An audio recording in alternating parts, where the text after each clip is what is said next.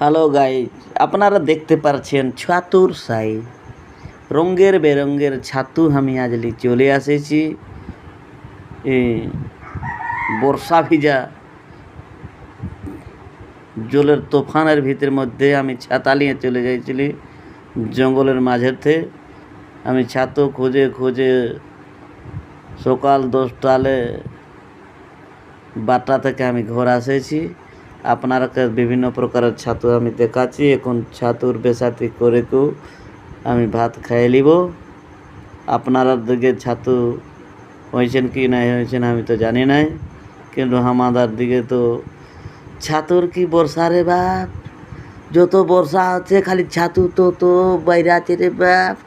কত লিবি, কুড়াই কুড়াই থকে যাবি রে বাপ। চলে আয়, যদি ছাতু তিনই খাবি তো ছাতু লিবি তো চলে আয়। রইলহীন জয় জগন্নাথ।